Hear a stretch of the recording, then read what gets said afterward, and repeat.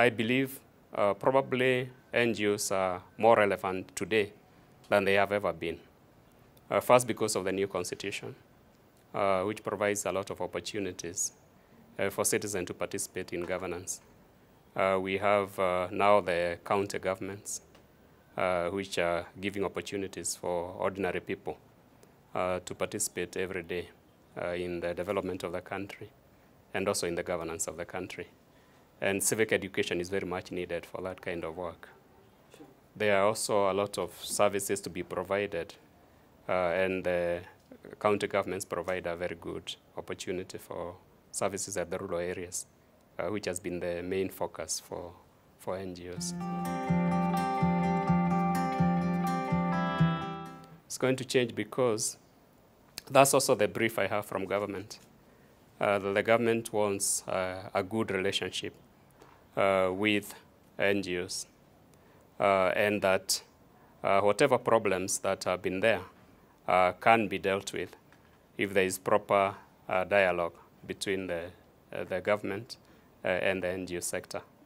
And I'm willing to facilitate that dialogue.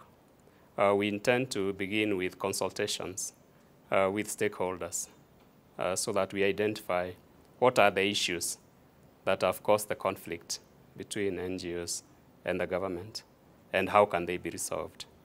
And I believe they will be resolved. We don't want a relationship where it's confrontation, it's trying to measure each other's strength, because these are two sectors that are supposed to work together, the public sector and the NGO sector.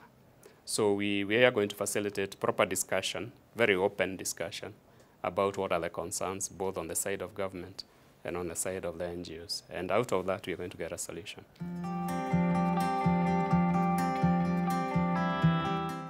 The NGOs in this country have been at the forefront of development, even before independence, and throughout the period since independence. You go to some areas of this country, and you discover especially issues like shelter. The NGOs are providing shelter, especially for the poor. The NGOs are the front of providing shelter for the poor. And NGOs are both national and international. Nobody can say that NGOs like ActionAid, where I used to be a board member, have not done a lot of work on education, for instance. That other NGOs have not done a lot on health, which are the main areas of the big four. You go to even universal healthcare. These are areas where NGOs, if there is proper coordination of the NGO activities and the government activities, we can do much more than we are doing. And of course, the NGOs board, the main role for the NGO board is to ensure that the proper policy environment for the operation of NGOs is there, so that they are able to carry out their work for the benefit of the country and the individual citizens who are accessing their services. So this antagonism is totally unnecessary. Antagonism between government and the NGO sector. It's totally unnecessary. And if you look at all the government documents, they all commit to a good relationship with NGOs. So what we intend to do is to make that a reality, that there is a proper relationship between NGOs and the government. We do not ourselves see anything wrong with foundations being there. What is important is, are they properly established according to the law? Are they benefiting the people they are said to be benefiting? Or are they vehicles for mischief? Because they can also be vehicles for mischief. Money laundering, terrorism, any of those things.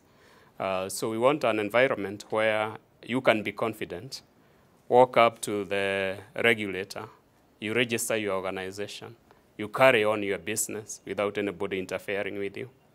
And so long as you obey the laws of the country, you have nothing to worry about. And that's the kind of environment we want. So that we want to encourage even more people to do charity work than they are doing. There are a lot of people, very rich people, who actually are not doing charity work in this country. And we would want to encourage them to do charity work. If they need to register organizations to be able to mobilize funds for charity work, then that's what we want to facilitate them to do.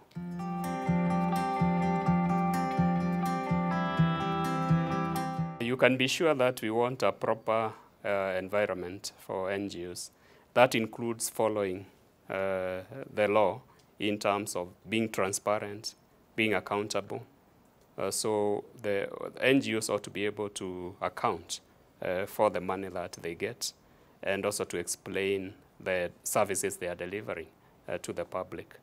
And that is already in the law. It's not something that we are going to bring in. It's already in the law. It's a matter of just ensuring that there is compliance.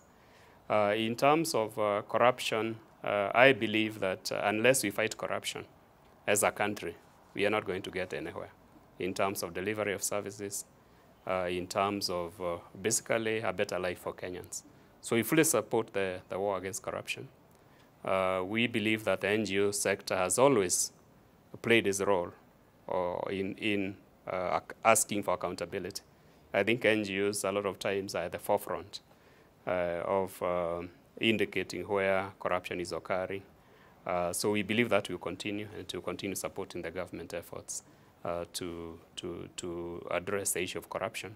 Within the sector itself, again, we intend to streamline the rules so that the way resources are received and the way they are used is clear to everybody, because the sector provides services and support to the public. So the public are entitled to know what kind of support is being given and how much is reaching us. So we fully support the war against corruption, both within the NGO sector and also within the government itself.